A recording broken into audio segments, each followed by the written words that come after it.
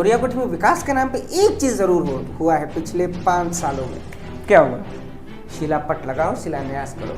अच्छा, शिलान्यास की बात आप कह रहे हैं, वही विकास है। पुनीत सिंह गोरियाकुटी विधानसभा क्षेत्र से आते हैं, तो क्या वर्तमान विधायक को मात दे पाएंगे? भारतीय जनता पार्टी का फुल फॉर्म तो पता ही है ना, बरका झुट्टा पार्टी। तो बरका झुट्टा पार्टी में बरका झुट्टा नेता ही न रहेगा। प्रकार तेजस्वी यादव का भी ये बाइट है कि भाई हमारी सरकार आती है तो माई बहन योजना के तहत 2500 रुपये महिलाओं को मिलेगा। बिल्कुल मिलेगा। जो पेंशन है, वृद्धा पेंशन 400 से बढ़ाकर उसको कुछ बढ़ा दिया जाएगा, बिजली वाला काम। तो ये क्या जुमलाबाजी है या फिर ऐसा काम होने वाला है? नल पानी टंका टंकी आपने जो बोला है, कितने घरों में नल का जल जाता है पहले ये बता दीजिए।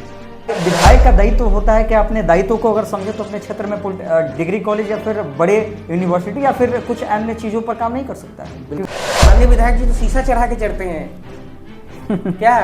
तो एयर कंडीशन कमरों से निकलने का फुर्सत मिले, काला चश्मा लगा के घूमते हैं ताकि उनको ये बुराई ना दिखे विधानसभा की। ये 5 साल कंप्लीट होने जा रहा है, तो 5 सालों में क्या गोरियाकुटी का विकास हुआ है? अब कितनी बार बोलूं मैं, नहीं हुआ भैया। हाँ, विकास के नाम पे सिर्फ शिलापट लगा है। देखिए, चुनावी सरगर्मियां जो है एकदम करीब है। चुनाव जो है बिगुल भी कुछ बज चुका है। देखिए, हमारे साथ पुनीत सिंह हैं, गोरियाकुटी विधानसभा क्षेत्र से काफी चर्चाओं में रह रहे हैं, क्षेत्र में खूब इनका भ्रमण हो रहा है। लेकिन मुझे लगता है कि एक बार विधानसभा चर्चा के बारे में इनसे बात होनी चाहिए, क्योंकि क्षेत्र में जिस प्रकार इनका आवागमन रह रहा है या फिर क्षेत्र में लोगों के प्रति इनका मतलब घूमना जो देखा जा रहा है वो काफी सराहनीय है। बाकी पहले बहुत बहुत स्वागत है पुनीत जी। जी धन्यवाद। कैसे हैं? बढ़िया, आप कैसे हैं? बस आप लोगों की कृपा। चुनाव की सरगर्मियां जो है और बिगुल जो है वो बच चुकी है, क्या कहते, कैसे देखते हैं सर? बिगुल तो बच चुकी है, निश्चित तौर पे, इसमें कोई संदेह नहीं है। अभी हाल फिलहाल में हमने समाचार पत्रों में भी पढ़ा है कि सितंबर के आसपास फर्स्ट वीक में आचार संहिता, चुनाव अनाउंस हो जाएगा और मॉडल कोड ऑफ कंडक्ट लागू हो जाएगा। अच्छा पुनीत जी, काफ़ी सक्रिय व्यक्ति हैं क्षेत्र में, बढ़ चढ़ के आप हिस्सा भी लेते हैं, क्षेत्रों में देखा भी जाता है, युवा हैं, एनर्जेटिक है भाई, और क्षेत्र में लोग युवा को काफ़ी ज़्यादा पसंद करते हैं। तो पहले क्या ऐसा मोटो हुआ कि आपको लगा कि भाई हमें राजनीति में ही कदम रखनी चाहिए? देखिए, राजनीति से पहले मैं समाज सेवा में पहले था। अब समाज सेवा का रुझान मेरा बचपन से ही था लगभग, लेकिन कॉलेज में जब मैं गया तो उस समय आपको याद होगा अन्ना जी का एक आंदोलन था, Anna Hazare, India against corruption. तो उनसे काफ़ी प्रभावित हुआ, बढ़ चढ़ के मैंने हिस्सा भी लिया। उस टाइम मनीष सिसोदिया जी, जहाँ मेरा कॉलेज था, हम आए थे कार्यक्रम के लिए। काफ़ी मतलब स्थिति काफ़ी विपरीत परिस्थितियाँ थीं, उसके बावजूद भी डरा नहीं। उनको अपने, मेरा याद है कॉलेज के टाइम में एक CT 100 बाइक में रखा करता था, उस पर पीछे बैठा करके पूरा 3 डिस्ट्रिक्ट्स मैंने उनको घुमाया। और तो कहा जा सकता है कि काफ़ी मतलब राजनीतिक करियर जो है वहीं से आपकी शुरुआत हुई। ऑलमोस्ट रुझान तो बचपन से ही था। आपको बताना चाहूँगा कि मेरा ननिहाल पक्ष शुरू से ही राजनीति में रहा है। अच्छा। तो उनको देख करके थोड़ा सा इंटरेस्ट जगा, इंस्पिरेशन मिला, और उनसे इंस्पायर्ड होकर के मैं फिर पॉलिटिक्स को मैंने चूज। अच्छा, जिस विधानसभा से आते हैं, पूरे बिहार भर में गोरियाकुटी विधानसभा को काफ़ी हॉट सीट माना जाता है। देखा जाए तो उस क्षेत्र में अलग अलग समुदाय के व्यक्ति हैं, लेकिन अभी वहाँ के जो विधायक हैं वो भारतीय जनता पार्टी के हैं। जो समीकरण है, इसके पहले जो था वहाँ के राजद के विधायक थे, सतदेव प्रसाद सिंह उनका नाम था, सतदेव सिंह, और अभी के जो वर्तमान विधायक है वो देवेशकांत सिंह हैं। तो कैसे देखते हैं कि अगर पुनीत सिंह गोरियाकुटी विधानसभा क्षेत्र से आते हैं तो क्या वर्तमान विधायक को मात दे पाएंगे? निश्चित तौर पे बहुत आसान है, बहुत ही आसान है। कारण गिनवा देता हूँ। आप जानते हैं, सबसे पहला कारण, आप भी उसी क्षेत्र से आते हैं, विकास हुआ है। मैं ये आपसे पूछना चाहूंगा, आप अपने क्षेत्र में बताइए, क्या आपके क्षेत्र में लगता है कि डेवलपमेंट हुआ है? हम तो बोलेंगे तो फिर हमारे विपक्ष वाले जो है कहेंगे कि पॉलिटिक्स कर रहा है, वो राशन पानी लेके चढ़ जाएंगे। खैर, हमको डर वर नहीं है उनसे, किसी से डर नहीं है। अच्छा, आपको लगता है कि आपके क्षेत्र में विकास हुआ है? हमें तो नहीं लगता है, आप आम जनता है, हम भी आम जनता है खैर, लेकिन आप ही बताइए विकास हुआ? ये तो ये सवाल जो है जितने भी लोगों से अभी तक मैंने पूछा है, मुझे लगता है कि किन्हीं ने जवाब नहीं दिया। सारे लोगों का यही हाँ, हुआ है, यही रहता है कि हाँ भाई क्षेत्र में नल जल और पानी, ये टंकी रोड बनवा देना, यही विकास है। सच्ची में इसी को विकास कहा जाता है। वही तो मैं आपसे पूछ रहा हूँ। दुर्भाग्य से तो वो भी नहीं हो पा रहा है। नल जल पानी टंकी आपने जो बोला है, कितने घरों में नल का जल जाता है पहले ये बता दीजिए, ठीक है? हाँ, गोरियाकोठी में विकास के नाम पे एक चीज जरूर हुआ है पिछले 5 सालों में। क्या हुआ? शिलापट लगाओ, शिलान्यास करो। अच्छा, शिलान्यास की बात आप कह रहे हैं? वही विकास है। हमारे माननीय विधायक जी के लिए वही विकास है। कहीं कहीं उन्होंने सड़कें बनवाई हैं, लेकिन वो चुनिंदा सेलेक्टिव विकास करते हैं। इशारों की बात है, जनता सब समझदार है, समझ गई होगी। मतलब आप कह रहे हैं ये बहुत बड़ी बात आप ये कह रहे हैं कि जो विधायक महोदय हैं वो विकास तो करते हैं, लेकिन चुनिंदा जगहों पर करते हैं। चुनिंदा लोगों के लिए करते हैं। अच्छा, चुनिंदा लोगों के लिए करते हैं जो उनके अपने खासम खास हैं। तो क्या सिर्फ उन्हीं लोगों के वोट से वो माननीय विधायक बने हैं? मेरा सवाल आपके माध्यम से माननीय विधायक जी से है, क्या उन्हीं लोगों के वोट से वो बने हैं कि पूरी गोरियाकोठी की जनता ने उन पर भरोसा जताया तब ना बने? फिर क्यों भेदभाव करते हैं? एक बुद्धिमान व्यक्ति को चाहिए कि जिसने मुझे वोट नहीं दिया ना, उसका काम मैं सबसे पहले करूं, ताकि उसका हृदय परिवर्तन हो सके। अच्छा पुनीत जी, एक बात बताइए, मेरे हिसाब से क्या लगता है या आपके हिसाब से क्या लगता है कि क्या वास्तविक रूप से गोरियाकोठी का जो सतत विकास होना चाहिए वो हुआ है? नहीं हुआ। 5 साल, ये 5 साल कंप्लीट होने जा रहा है, तो 5 सालों में क्या गोरियाकोठी का विकास हुआ है? भाई अब कितनी बार बोलूं मैं, नहीं हुआ भैया। हाँ, विकास के नाम पे सिर्फ शिलापट लगा है। आप एक बात बताइए, विकास किसे मानते हैं आप?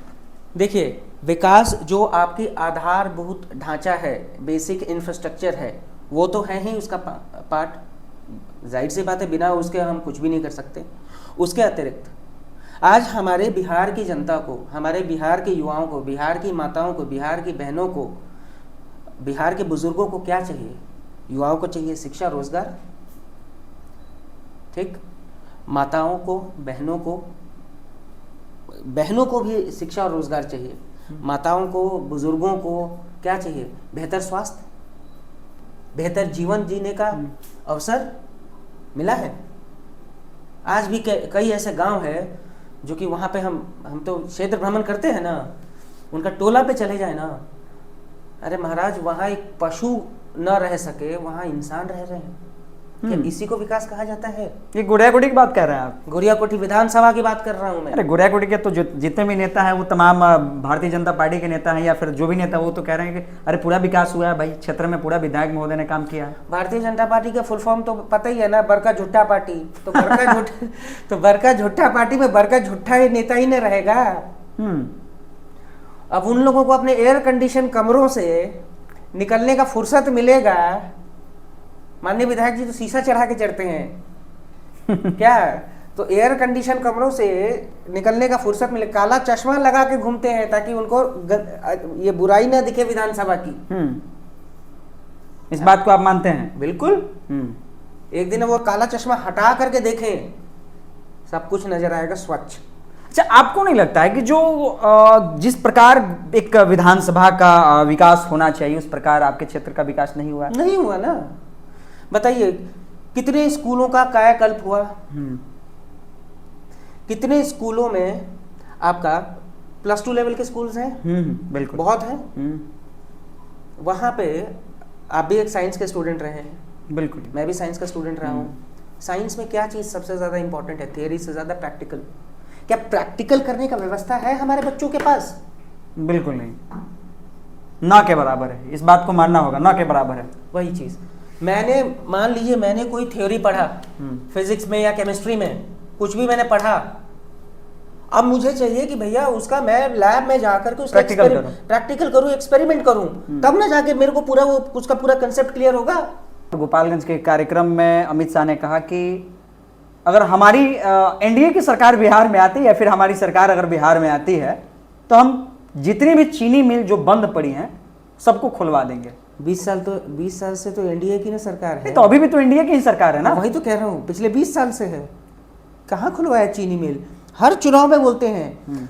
आपने तो अमित शाह जी का बोला ना, बड़े साहब बोल के गए थे कि चीनी मिल का यहाँ के वो शायद चंपारण में बोले थे कि यहाँ के चीनी मिल का मैं अगली चुनाव में आऊँगा तो यहाँ के चीनी मिल में बने चीनी से बने चाय को पीऊँगा मैं।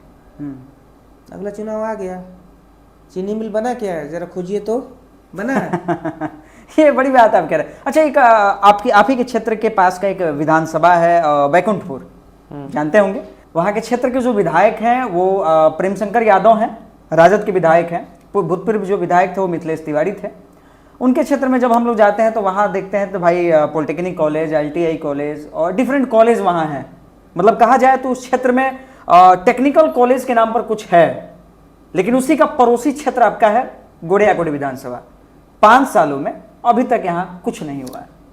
फर्क है ना सर, वहाँ के माननीय विधायक को इस बात की चिंता है कि मेरे क्षेत्र की जनता ने मुझे चुन के भेजा है, तो मुझे जनता के हित के लिए कुछ काम करना है। फर्क है, बिल्कुल है। लेकिन कुछ जो काम है वो मिथिलेश तिवारी के द्वारा भी किया गया, कुछ काम जो है वो प्रेम शंकर यादव के द्वारा भी किया गया। तो चलिए, मिथिलेश तिवारी जी ने जो काम किया, साधुवाद है उनको। तो वैसे पक्ष विपक्ष एक पल के लिए आप भूल जाइए, वैसे विधायक हमको क्यों नहीं मिलते हैं जी?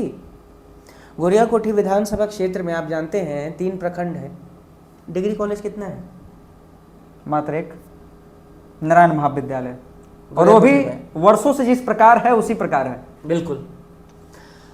और उस नारायण महाविद्यालय है, उसके अतिरिक्त मतलब पूरा का पूरा लोड पड़ा हुआ है, पूरा विधानसभा का उसी कॉलेज के ऊपर लोड पड़ा हुआ है। बाकी बच्चे कहाँ जाएंगे? एक कैपेसिटी होती है ना, यूनिवर्सिटी जो है हर कॉलेज को हर कोर्स के लिए एक limited number of seats grant करती है।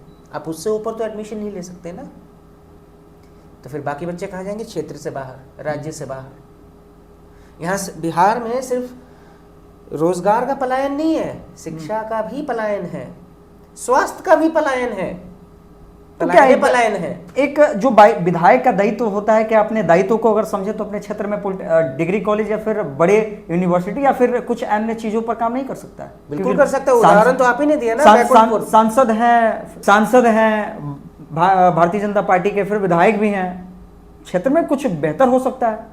बिल्कुल निश्चित हो सकता है, उदाहरण तो आप ही ने दिया ना। बगल का विधानसभा, ज्यादा दूर मत जाइए, विधायक जी को बोलिए थोड़ा बैकुंठपुर घूम के आ जाए, देख ले। राजद की सरकार अगर बिहार में आती है क्या करने वाली है?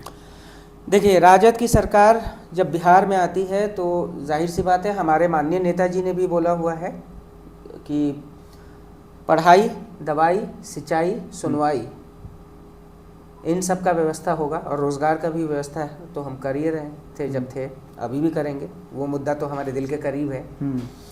हम ही ने तो रोज़गार का जो लॉ जगाया कि आज तक नीतीश बाबू उसके पीछे जा रहे हैं, हालांकि थोड़ा सा रफ्तार धीमा किए हैं, कोई बात नहीं, हम आएंगे, हम फिर से रफ्तार पकड़ लेंगे। लेकिन जब भी चुनाव आता है तमाम जो पार्टी है अपना अपना मैनिफेस्टो जारी करती है, तमाम पार्टी, चाहे भारतीय जनता पार्टी का देख लीजिए या फिर किसी अन्य पार्टी का देख लीजिए। बीजेपी भी कुछ मैनिफेस्टो था भाई कि हमारी सरकार आएगी तो खटाखट सुने होंगे। उसी प्रकार तेजस्वी यादव का भी ये बाइट है कि भाई हमारी सरकार आती है तो माई बहन योजना के तहत 2500 रुपये महिलाओं को मिलेगा। बिल्कुल मिलेगा। जो पेंशन है, वृद्धा पेंशन 400 से बढ़ाकर उसको कुछ बढ़ा दिया जाएगा, बिजली वाला काम। तो ये क्या जुमलाबाजी है या फिर ऐसा काम होने वाला है? देखिए, जुमलाबाजी करने वाले तो बरका झुट्टा पार्टी वाले हैं। क्यों? तेजस्वी यादव उन्होंने तो खुद ही बोला था 15 लाख पे, अमित शाह जी ने, वो तो चुनावी जुमला था, तो वो तो खुद ही मानते कि वो जुमलाबाजी। हम जुमलाबाजी नहीं करते, हम संकल्प लेते हैं। झारखंड में हमने करके दिखाया है। झारखंड में महागठबंधन की सरकार है ना, माई बहन, माँ योजना, वहाँ माँ योजना है। माँ योजना कामयाब नहीं है, दे नहीं रहे लोगों को, करके दिखाया है हमने। तो हम जुमलेबाजी में विश्वास नहीं रखते हैं, हम कर्म में विश्वास रखते हैं। जो कहते हैं वो करते हैं। तेजस्वी जी ने भी कहा था हमारी सरकार आएगी तो हम रोजगार देंगे, हालांकि पूर्णतः हमारी सरकार नहीं आई, गठबंधन में ही थी, लेकिन गठबंधन में उप मुख्यमंत्री होते हुए भी 10 लाख का किया था, मोर देन 5 lakhs जॉब्स, वो भी 17 मंथ्स में दिया। 17 महीने में, 17 महीना में। जो एनडीए 17 साल में नहीं कर पाई, वो इस युवा ने 17 महीने में करके दिखाया।